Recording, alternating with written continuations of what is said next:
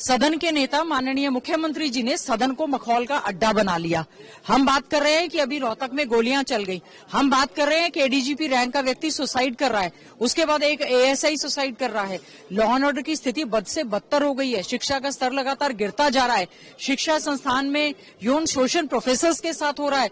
बेरोजगार युवा धक्के खा रहा है। नेट पीएचडी जेआरएफ बच्चे नॉन फाउंड सुटेबल पाए जा रहे हैं।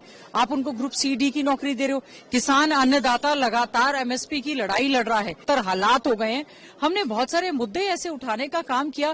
क्या फायदा है जय जवान जय किसान का नारा देने का, जब जवान भी दुखी हैं, किसान भी दुखी हैं और संविधान की धज्जियां उड़ रही हैं। इसीलिए और मुख्यमंत्री जी का तो कमाल है। हम लोग कांग्रेस पार्टी अविश्वास प्रस्ताव लेकर आई थी मुद्दों पर, और हम उम्मीद करते थे कि सदन के नेता मुद्दों का जवाब देंगे। सदन के नेता माननीय मुख्यमंत्री जी ने सदन को मखौल का अड्डा बना लिया। हम बात कर रहे हैं कि अभी रोहतक में गोलियां चल गई। हम बात कर रहे हैं कि एडीजीपी रैंक का व्यक्ति सुसाइड कर रहा है, उसके बाद एक एएसआई सुसाइड कर रहा है।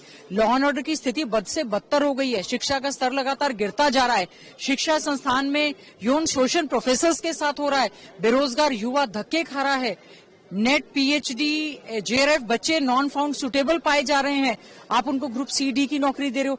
किसान अन्नदाता लगातार एमएसपी की लड़ाई लड़ रहा है। जो जल भराव हुआ उससे उसकी पिछली फसल भी खराब हुई, ये फसल भी खराब हुई, उसको भी मुआवजा नहीं दिया जा रहा। मैं ये समझती हूँ सरकार मुद्दों को गंभीरता से लेने की बजाय आज के समय में शिक्षा हो, चिकित्सा हो, खेल कूद, टोटल इंफ्रास्ट्रक्चर, बात करते हैं सड़कों की। जब हमने कहा कि ट्रॉले से कुचल कुचल कर डेथ हो रही है और कितना मुश्किल है ऐसी डेथ को वो करना, लेकिन सरकार इस पर संज्ञान नहीं लेती। सड़कों की बद से बदतर हालात हो गए हैं।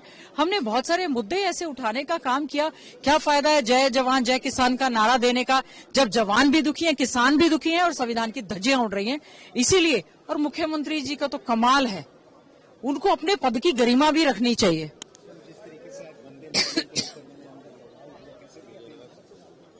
देखिए, वंदे मातरम हमारा राष्ट्रगीत है। हम उसकी इज्जत करते थे, करते हैं और करते भी रहेंगे। उसको इस ढंग से 150 साल हुए, हमने कहा सर्वसम्मति से हम इसका स्वागत करते हैं। उस पर चर्चा का कोई विषय नहीं था। लेकिन हालत ये है कि इस समय भारतीय जनता पार्टी के दिमाग में हमारे देश के प्रथम प्रधानमंत्री पंडित जवाहरलाल नेहरू जी, हमारे देश के महात्मा गांधी जी, जिनके नाम को भी उन्होंने मनरेगा से हटाने का काम किया है, भूत सवार हो गया है। क्योंकि आजादी की लड़ाई में ये लोग कहीं थे नहीं, तो वंदे मातरम के महत्व को इतने अच्छे ढंग से वो समझ नहीं सकते। और हमें बड़ा दुख है, मार्शलों से हमें धक्के मरवा मरवा के जो बाहर भेजा गया है, हम इसी तरह से ही अपनी जनता की आवाज को उठाते रहेंगे और लड़ाई लगातार ये जारी रहेगी।